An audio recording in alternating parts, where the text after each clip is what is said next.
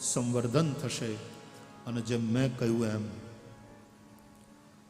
સમાજમાં અત્યારે વધતી ભૌતિકતાને કારણે જે વૈચારિક પ્રદૂષણ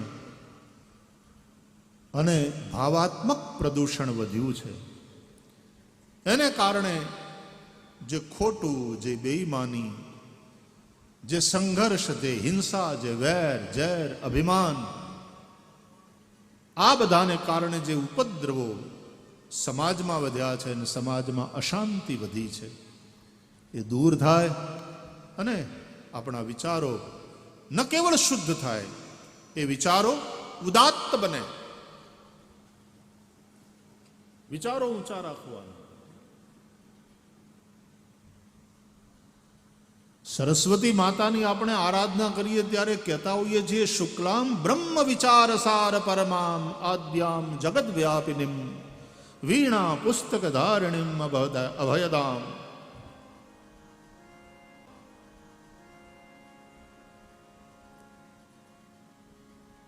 વિચાર ઊંચા રાખવા.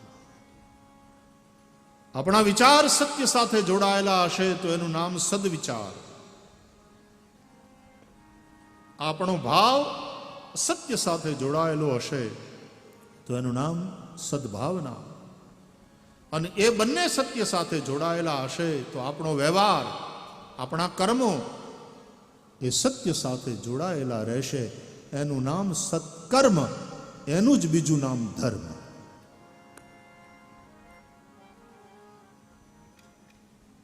કળિયુગમાં અત્યારે માણસનું જીવન, એની દ્રષ્ટિ, એના વિચારો એટલા બધા ભૌતિક થઈ ગયા છે કે ખાલી અર્થ અને કામ, આ બે પુરુષાર્થની જ એને ચિંતા છે. પુરુષાર્થ ચાર છે. ચાર પુરુષાર્થ માટે માણસે જીવવાનું હોય છે: ધર્મ, અર્થ, કામ અને મોક્ષ. કળિયુગમાં માણસનું જીવન એવું થઈ ગયું છે કે ધર્મમાં રુચિ નથી રહી અને મોક્ષની કોઈ ચિંતા નથી. માત્ર અર્થ એટલે પૈસો અને કામ ભોગવવાની વાત. આપણે મોજ કરો, પૈસા ભેગા કરો ગમે તે રીતે, ધર્મનો વિચાર કર્યા વગર, નીતિનો વિચાર કર્યા વગર. તો ધર્મમાં રુચિ નથી રહી અને મોક્ષની કોઈ ચિંતા નથી રહી. કેવલ અર્થ અને કામ પ્રધાન જીવન થયું છે અને પરિણામે આખા વિશ્વમાં એક અશાંતિ ઊભી થઈ છે. ક્યાંક બે સમાજો ટકરાય, ક્યાંક સમાજની અંદર આપસમાં લોકો બે ગ્રુપવાળા ટકરાય, કોઈક જગ્યાએ બે રાજ્યોવાળા અંદર બાંધે, અલગ અલગ ભાષાભાષીઓ આપસમાં ઝઘડા કરે, કોઈક જગ્યાએ બે દેશો ટકરાય. યુક્રેન અને રશિયા હજી અમને હળગે છે. નાના નાના નાના તાપણા તો કેટલી જગ્યાએ છે. અને એને કારણે લોકો ચિંતા કરે છે કે ક્યાંક ત્રીજું વિશ્વયુદ્ધ જોવું ન પડે. બુદ્ધ પુરુષોની વાતો આપણે કાને નહીં ધરીએ તો દુનિયા આખી યુદ્ધના સામના તો કરતા રહેવા પડશે.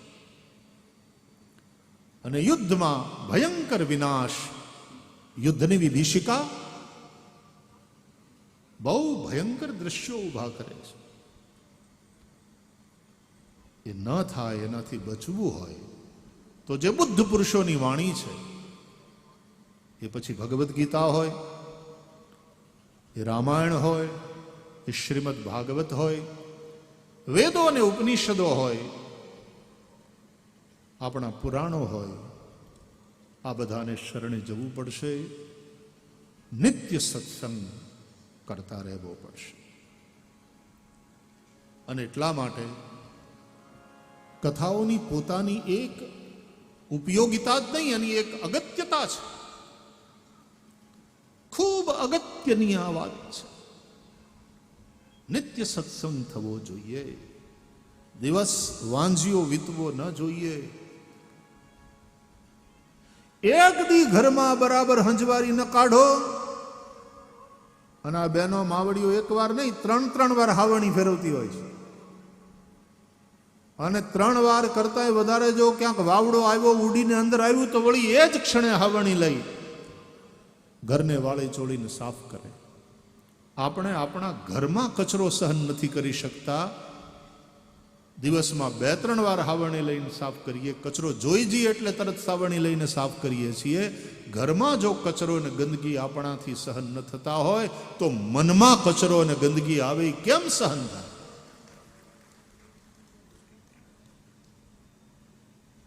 અને એટલા માટે એક ઘડી આધી મેં પુનિયાદ, તુલસી સંગત સાધુ કી કટે કોટી અપરાધ.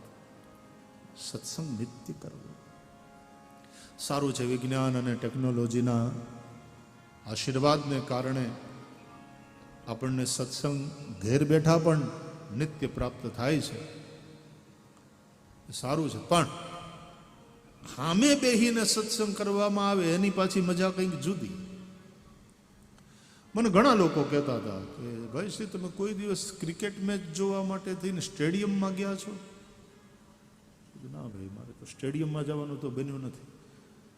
પણ જ્યારે શોખ હતો ત્યારે કોકને ઘેર ટીવી ઉપર મેચ જોવા જતા,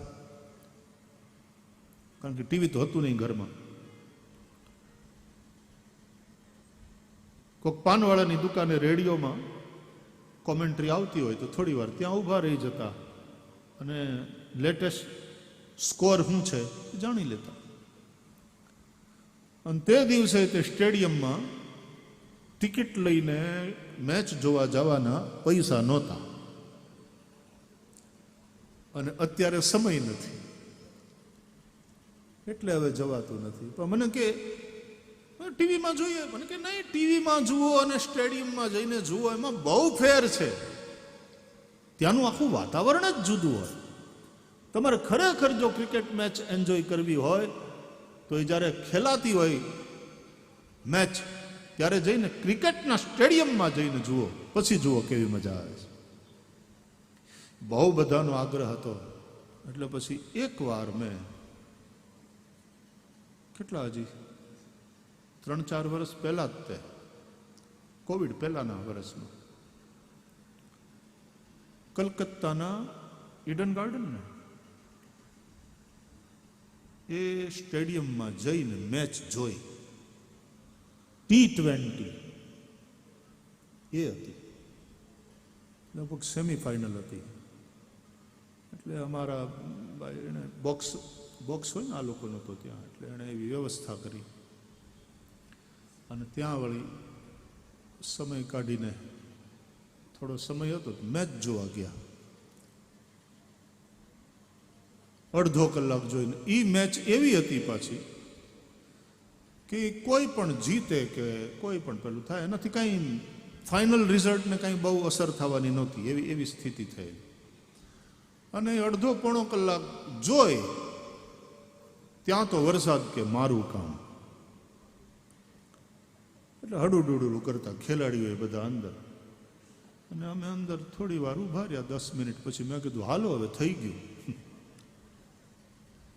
એટલે મેચ જ એવી હતી કે મારે કંઈ બહુ વધારે પણ એક અનુભવ લઈ લીધો કે ભાઈ સ્ટેડિયમમાં જોવાથી શું ફેર પડે.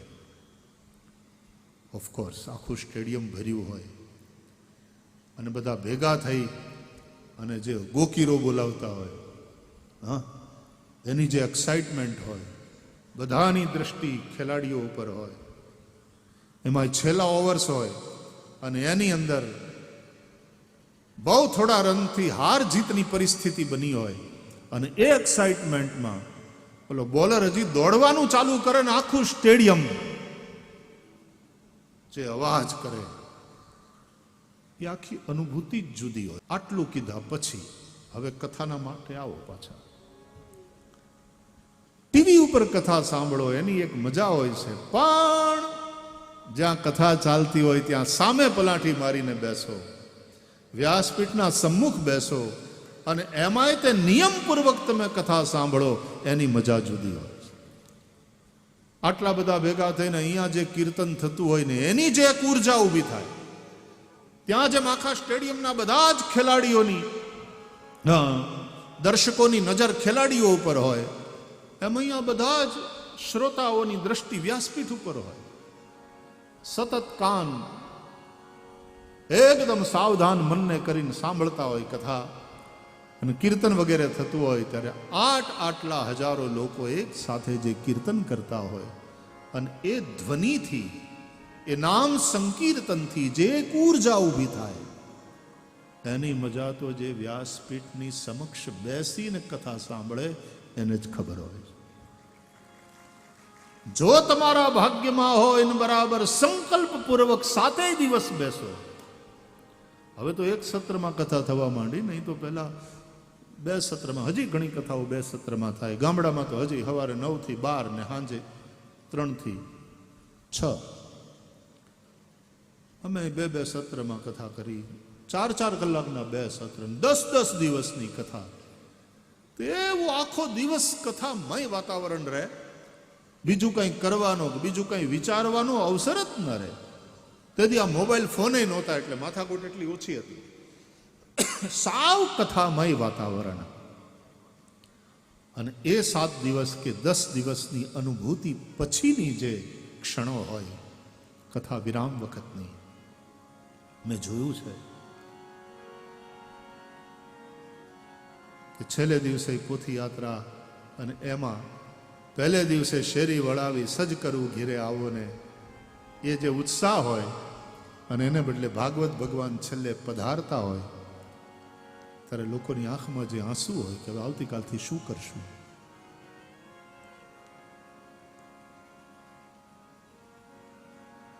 અમે નીકળતા હોઈએ ત્યારે લોકોને ગાડીની આગળ રસ્તામાં હુઈ જતા જોયા છે. અને તે દિવસે યાદ આવે કે શું એ ગોપીઓનો પ્રેમ હશે કે કૃષ્ણ પરમાત્મા જ્યારે ગોકુળ છોડીને મથુરા જતા હતા અને વ્રજવાસીઓની જે દશા હતી. ભાગવતજીની પૂર્ણાહુતિના સમયે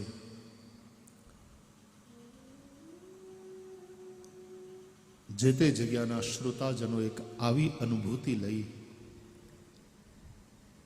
અને પછી પાછી કૃષ્ણ પાછા ક્યારે આવે, ક્યારે એના દર્શન થાય, એમ વ્રજવાસીઓ વાટ જોતા હોય, પ્રતીક્ષા કરતા રહે, એમ શ્રોતાઓ પ્રતીક્ષા કરતા રહે. વયંતુ ન વિતૃપ્યામ ઉત્તમ શ્લોક વિક્રમે યચ્છૃણવતામ રસજ્ઞાનામ સ્વાદુ સ્વાદુ પદે પદે. પાછી નવી કથા, પાછો આ સત્સંગ ક્યારે પ્રાપ્ત થાય, એની એક ઝંખના, એની એક પ્યાસ. આવો કરંટ લાગે ને તો સમજવાનું કે કથા ઉતરી. માલિશ કરે ને માણસ, મસાજ કરે તો તેલ આમ શરીરની અંદર ઉતરવું જોઈએ. માથે તેલ નાખે, બેનો ઘસે, પાથીએ નાખે, તેલ અંદર ઉતરવું જોઈએ. આપણે ખાઈએ, ભોજન કરીએ તો એ ગણ કરે, પચે, એનું લોહી થાય અને નરવાય, એ સારું સ્વાસ્થ્ય તરત દેખાય આપણા શરીરમાં. એમ કથા પણ ઉતરવી જોઈએ,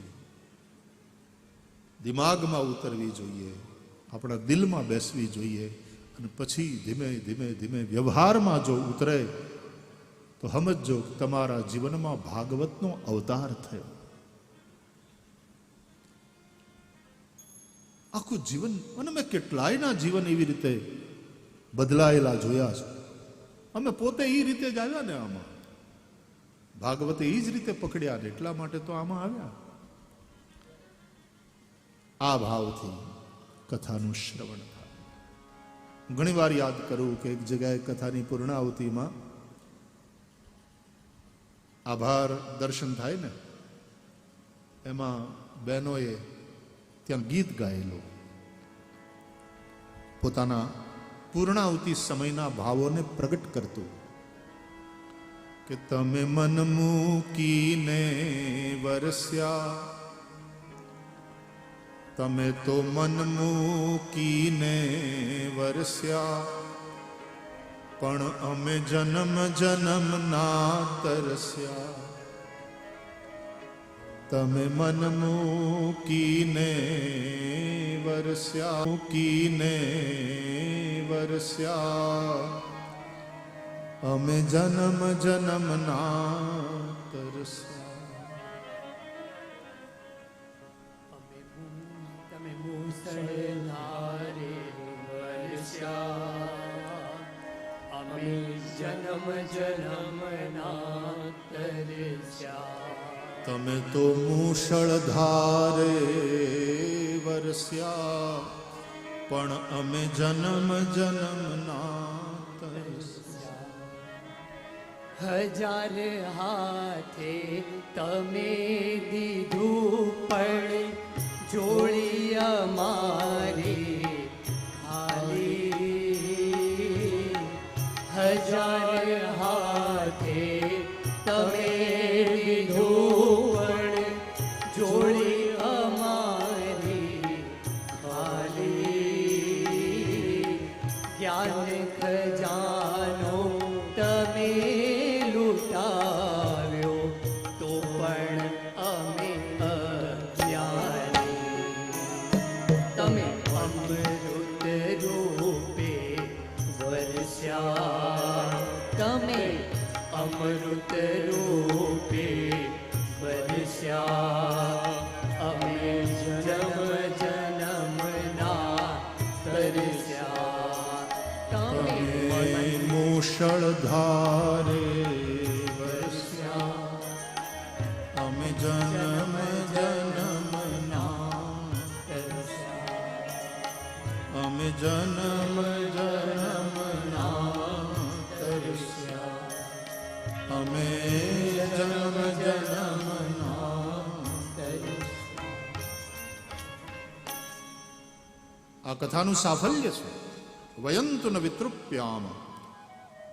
અને એ જે અતૃપ્તિનો ભાવ છે, કથા સાંભળવાથી તૃપ્તિ તો મન અનુભવે, આનંદ અનુભવે, અને એટલા માટે તો બેસી રહીએ છીએ. નહીં તો કઈ બળજબરી છે? 3-3, 4-4 કલાક બેસીને ભગવાનની કથા સાંભળીએ, સારી વાતો સાંભળીએ, ભગવાન નામ સંકીર્તન કરીએ, ભેળા થઈને બધા ગરબા લઈએ. એ આનંદ તો આપણને પ્રાપ્ત થાય જ છે. એટલે આવીએ છીએ, એટલે બેસીએ છીએ, એટલે સાંભળીએ છીએ. પરંતુ છેલ્લે એક અતૃપ્તિનો અહેસાસ લઈને ઊભા થઈએ, અને એ અતૃપ્તિ એ પ્રેમને કારણે છે. અમારું દિલ ભરાણું નથી, હજી અમે હજી ધરાણા નથી. અને એ અતૃપ્તિ વળી પાછી આપણને બીજી કથા માટે, આગળના સત્સંગ માટે ક્યાંક ને ક્યાંક લઈ જાય. તો ધર્મ અર્થ કામ મોક્ષ 4 પુરુષાર્થ છે વાલા. એમાં માત્ર અર્થની જ ચિંતા અને ચિંતન કરશો, કેમ રૂપિયા મળે, અથવા તો સરકાર પણ લોકોની પર કેપિટા ઇન્કમ કેવી રીતે વધે, કિસાનોની આવક કેવી રીતે વધે, એની ચિંતા કરે, બરાબર છે. અને એ જ રીતે ભોગો બધાને પ્રાપ્ત થઈ રહે,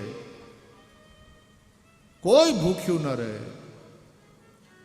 દરેક પ્રકારના ભોગો સૌને પ્રાપ્ત થાય. બધાની પાસે સારા મકાન હોય, સારું ખાવાનું હોય, સારી મેડિકલ ફેસિલિટીઝ હોય, આ બધું જ હોય. પણ એના પાયામાં જો ધર્મ નહીં હોય તો આ બધો વિકાસ ધોવાઈ જશે. ભૌતિકતાના પૂરમાં આ બધો જ વિકાસ ધોવાઈ જશે. કારણ કે એ ભૌતિકતાને કારણે જે સંઘર્ષ, જે અશાંતિ, જે ઝઘડા, જે અપરાધો, જે ક્રાઇમ રેટ ઉપર જશે. એટલે કહે છે કે શાંતિના વાતાવરણમાં કોઈ પણ રાષ્ટ્ર તરક્કી કરે છે. અને એટલા માટે પાયામાં ધર્મ હોય તે જરૂરી. ચાર પુરુષાર્થમાં પહેલું સ્થાન આપ્યું ધર્મને. ધર્મ, અર્થ, કામ, પછી મોક્ષ. આ ત્રિવર્ગ કહેવાય. મોક્ષને છોડી દો તો ધર્મ, અર્થ અને કામ, એને આપણા શાસ્ત્રોમાં ત્રિવર્ગ કહે છે. અને એમાં આ હોય તો એનાથી જે પ્રાપ્ત થાય આ અને આ, એટલે કે ધર્મ હોય તો ધર્મને કારણે જે પ્રાપ્ત થાય અર્થ અને કામ, એ સુખી કરે, એ કલ્યાણ કરે. ધર્માદ અર્થશ્ચ કામશ્ચ સ કિમર્થમ ન સેવ્યતે. ધર્મ દ્વારા તમને અર્થ, તમારી આર્થિક તરક્કી, ધર્મ દ્વારા કામ, સુખ આપનારા બધા જ ભોગો તમને પ્રાપ્ત થશે. પણ એ ધર્મ વગર જો પ્રાપ્ત કર્યું તો પાયા વગર ગમે એટલી તમે ભવ્ય ઇમારત બાંધી હશે, ધરતીકંપનો આંચકો ખમી નહીં શકે. અરે ધરતીકંપ જવા દો, ક્યારેક તો સારું વાવાઝોડું આવી જાય ત્યાં હલબલે. ધર્મ નીવ હૈ, ધર્મ એ પાયો છે. અને ધર્મ એટલે ખાલી મંદિર, મસ્જિદ, ગુરુદ્વારા, ચર્ચ. ધર્મ એટલે ખાલી યજ્ઞ યાગાદી પૂજા પાઠ નહીં. ધર્મ એટલે એવા ગુણોને ધારણ કરવા. ગુણો એટલે વેલ્યુઝ. સત્ય હોય માણસના જીવનમાં, નીતિ હોય, પરોપકારની ભાવના હોય, ભાઈચારાની ભાવના હોય, પ્રેમ હોય, કરુણા હોય, દયા હોય. કદાચ કોઈનાથી અપરાધ થઈ જાય તો એને ક્ષમાથી જોવાની ભાવના હોય. આ બધા જે ગુણો છે, વેલ્યુઝ, મૂલ્યો, એને જીવનમાં ધારણ કરવા, એનું નામ ધર્મ. જો એ હશે તો જ પછી અર્થ અને કામ તમને સમૃદ્ધ કરશે અને સુખી કરશે. અને માત્ર અર્થ અને કામથી તમે સમૃદ્ધ અને સુખી જ નહીં થાઓ, પણ અંતે મોક્ષ પણ તમારો સુનિશ્ચિત થશે. એટલે કૈવલ્યની જે પ્રાપ્તિ આપણે કહીએ છીએ, નહીં તો મુક્તિ થતી નથી. વાસનાઓ હજી એટલી બધી ભરી હોય, ઈચ્છાઓ અનંત હોય, અને આયખું થઈ જાય પૂરું, અને પછી મરી જવું પડે ત્યારે ઓલી વાસનાને માણસ સાથે લઈને જાય. અને વાસના પછી પુનરપી જનનમ પુનરપી મરણમ પુનરપી જનની જઠરે શયનમ, 84ના ચક્કરમાં માણસને ભટકાવ્યા કરે, જીવને ભટકાવ્યા કરે. કદાચ કોઈ પુનર્જન્મમાં ન માનતું હોય, જેમ કે ચારવાક દર્શન આપણે ત્યાં છે, એ પુનર્જન્મમાં નથી માનતા. તો આ જન્મને ને અત્યારનું જે જીવન છે એ તો હાવ રોકડી બાબત છે ને વાલા, એને તો માનવું જ પડે. અને આ જીવનની અંદર તમને સુખ ખપે છે, દુઃખ કોઈને નથી જોઈતું. આ તો પાકી વાત. સુખમ મે ભૂયાત દુઃખમ મે મા ભૂત. જો આ તમારી જરૂરિયાત હોય તો એના માટે ધર્મની જરૂર છે. માટે ધર્મમ ભજસ્વ સતતમ. ધર્મ સતત કરો.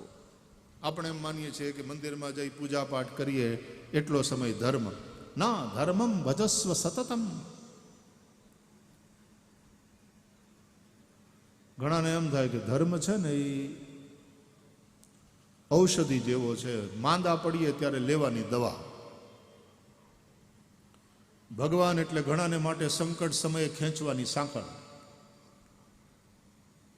ત્યારે એવા હનુમાન ચાલીસા કરે, હનુમાનજીની સામે ઉભો રહીને જય હનુમાન જ્ઞાન ગુણ સાગર. કેમ તો કે સંકટ સે હનુમાન છુડાવે, મન કર્મ બચન ધ્યાન જો લાવે, અષ્ટ સિદ્ધિ નવ નિધિ કે દાતા. જે કંઈ જોતું હોય અથવા તો સંકટમાં ફસાયા હોય તો હનુમાનજીને ભજે, બાકીના સમયમાં નહીં ભજવાનું. ઔષધિ વાળી વાત કે હવે હાજા હારા થઈ ગયા, હવે દવા ખાવાની જરૂર નહીં, ગરજ શરીર વૈદ વેરી એમ કામ થઈ જાય. એટલે હનુમાન આપણા માટે ધર્મ औषधि नहीं है कि जब बीमार हो जाओ तब सेवन करो. ઘણા લોકો એમ કહે છે નહીં નહીં, ધર્મ એ તો અન્ન છે, અન્ન તો રોજ ખાવું પડે. ધર્મ એવો અગત્યનો સારું, પણ અન્ન વગર પણ થોડાક દિવસ માણસ જીવી શકે. એકાદશીના ઉપવાસ કરતા હોય છે લોકો, અન્ન વગર પણ માણસ જીવી શકે. તો ઘણા લોકો એમ કે નહીં, ધર્મ છે ને એ જળ છે. ઉપવાસના દિવસે પણ માણસ પાણી તો પીવે ને, એ પાણી જેટલું અગત્યનું છે એટલો ધર્મ અગત્યનો છે. અરે પણ વાલા, નિર્જળા પણ એકાદશી કરતા હોય છે લોકો. અંબરીશ રાજાએ નિર્જળા એકાદશીનું વ્રત કર્યું.